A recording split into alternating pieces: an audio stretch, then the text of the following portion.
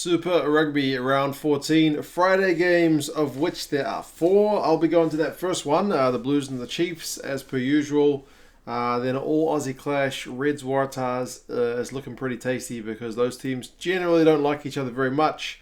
Lions, Highlanders, and then Stormers hosting the Crusaders. So two South African teams hosting two Kiwi teams. Also has a fair bit to play for. We will start with the first one. The Blues hosting the Chiefs, kind of like that Waratahs-Reds game. It's two teams that traditionally don't like each other that much. It's the Battle of the Bombay Hills, which separates the two regions.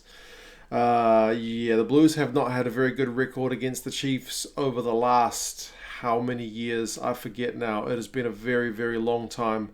The jerseys that the guys were wearing, I think Tana Umaga was still playing for the Chiefs the last time the Blues beat the Chiefs. That's how long ago it was. The jerseys look really old when you look at them now, if you look back at the match footage. So, yeah, the Chiefs have got pretty good record against the Blues. And, it does look to be a tough ask, despite the fact that the Blues are at home and despite the fact that the Chiefs are kind of riddled with injuries.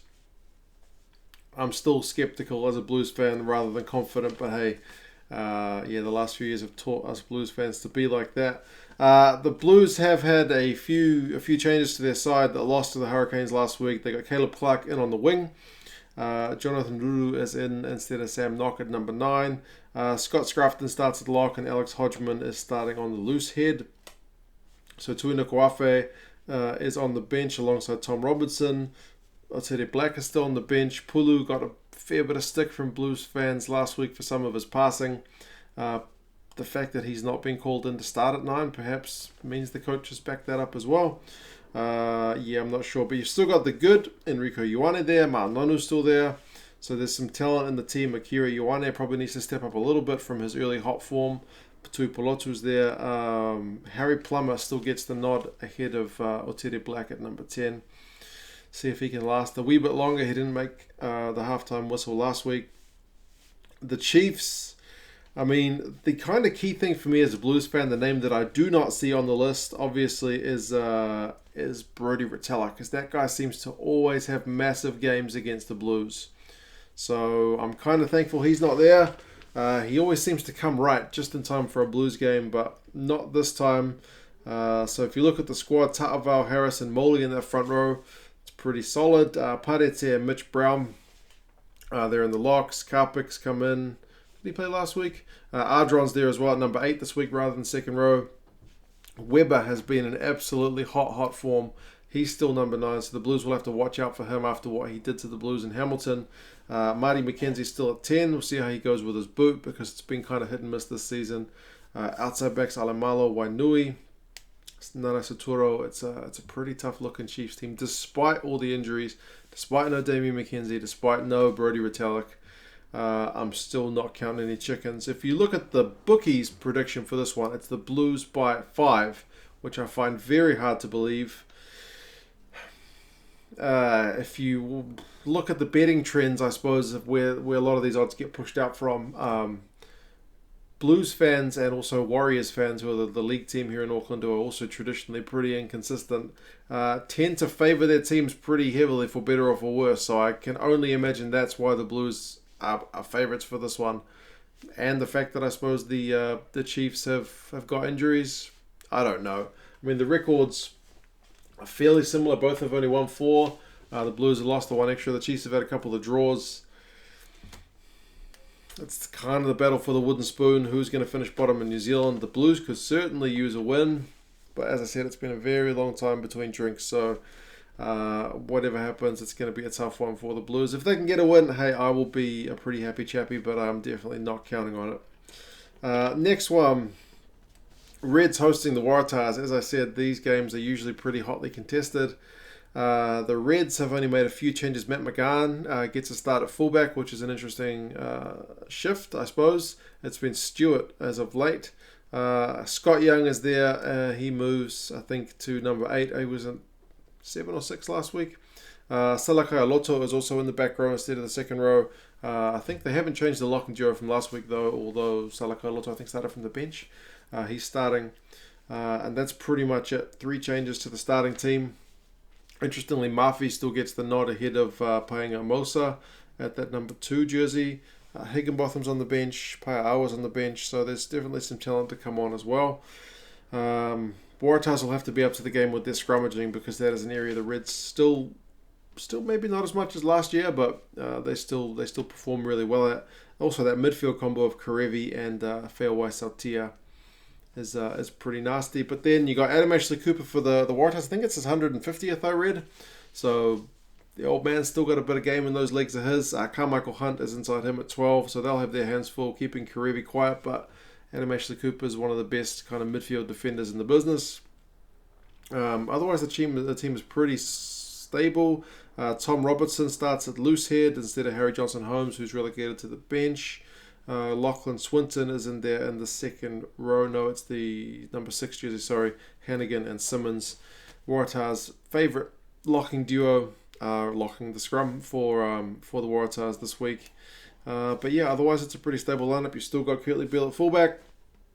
Interestingly, Rona is on the bench again. So how are the Tars going to go? Their season at 4 wins and 7 losses, like the Blues, is kind of hanging on by a thread. And a win away in Brisbane would certainly do them a bit of good. The Reds, 5 and 6.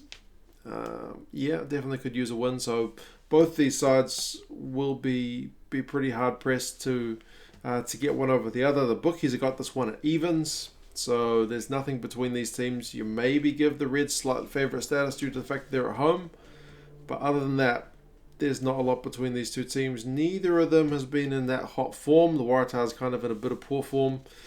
But man, the Waratahs have beaten the Crusaders this season. So what is going to happen with that one?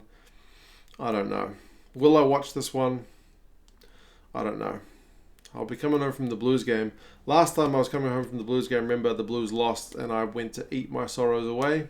Somebody said I'd be getting as big as a house if I did that every Blues game, and they are correct. So maybe I should head straight home after this one, even if the Blues lose. Watch the Reds and Waratahs game and see how I'm feeling. Anyway, we'll see how that one goes. Like I said, it should be pretty fiery because Queensland, New South Wales, the rivalries in Australia anyway, don't seem to get any kind of more hotly contested than that. Next one, Lions against Highlanders. That one's also really hard to pick when you look at the teams, because the Lions, 6 and 5, 6 wins, 5 losses, have not been the pace setters for the South African Conference this year. Highlanders, 5 wins, 5 losses and 2 draws. One of those a cancelled game. So away from home, the Highlanders are traditionally not that good.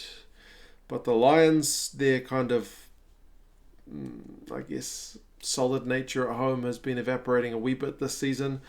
I haven't read any news about Malcolm Marx going overseas, which has been kind of nice because so many Springbok guys are leaving at the end of this season. It seems every day I open one of the social media platforms and I see somebody's leaving. I saw Malcolm Marx was on the Lions Facebook page as kind of an advertisement for the game, and I initially thought it's another story about him leaving, but it's not, so that's good. We'll see how long he stays with the Lions. Hopefully he stays in the Southern Hemisphere a bit longer, but I guess we'll see.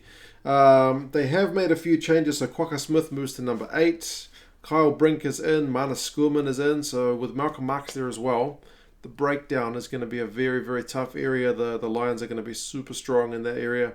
Dylan Smith starts at loose head. It's Sadi alongside the other side of Malcolm Marx. It's a pretty good looking front row. Outside backs, all the backs I think are all the same as last week. So Forster had a good game last week. Dianti's still there. Skorsan, Andres Kutsia, out in Yankees, Ross Connier. So pretty tidy looking Lions team. Highlanders, travel factor I suppose is one to think about, but didn't do the Crusaders any problems last week in Loftus and in Pretoria. But the Highlanders not the Crusaders. Nobody's the Crusaders except the Crusaders. They've made a few changes, so Dylan Hunt is back. It's good to see him back. Tay Walden is starting at number 12.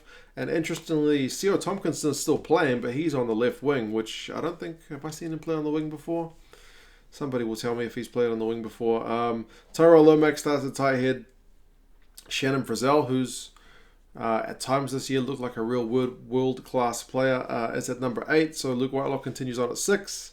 Faddis is at fullback again because there's no Ben Smith, who's still injured. Aaron Smith starts with Josh Ioane, who has looked pretty darn good this season as well. So it's going to be an interesting battle between him and Yankees, because it's kind of the up-and-coming guy and the experienced kind of old hand. It's weird. Mountain Yankees not that old, but he still seems like an old hand for how long he has been around.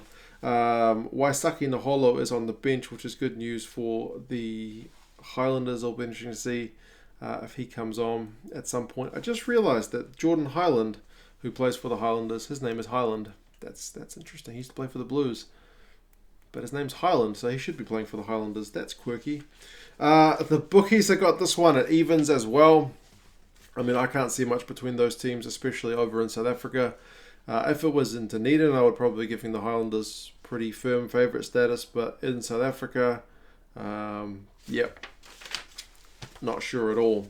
The last one is the Stormers hosting the Crusaders. How much have the Stormers been watching that match footage from last week against the Bulls? Either they've been watching and analysing it to identify some potential gaps in that Crusaders lineup, or they've just not watched it because they don't want to watch it because that's intimidating. Because man, did the Crusaders put on a masterclass last week. So yeah, the Stormers have got their work cut out for them. Interestingly, the Bulls weren't allowed to play that same game that the Sharks played. When the Sharks went in and got that draw against the Crusaders, you thought maybe people are trying to unlock the way the Crusaders play, and maybe using a guy with a big boot like Kuhn Bosch is the way to get it done, and the Bulls might be able to do the same with Pollard. Didn't work. They weren't allowed to play their game. They were kept in their own half a fair bit as well. So I don't know what the Stormers' game plan is going to be, but if Robbie Fleck has got some ideas up his sleeve, he better use them now, because it's going to be tough. In terms of the lineup, interestingly, Stander gets a start at number 10 again. I think it's only his second, maybe third start at number 10 this season. So Willems is at fullback. He's been playing fullback more than he has been at 10 as well. It's been Jean-Luc Duplessis at 10 for the most part.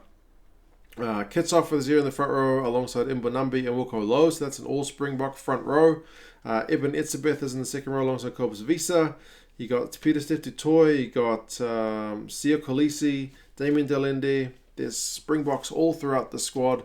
You got a bit of gas alongside with Sinatla there, and Dylan Lasers on the other wing. So there's a lot of talent in that Stormers side, and they occasionally threaten to be top class, but very inconsistently. I mean, look at the record.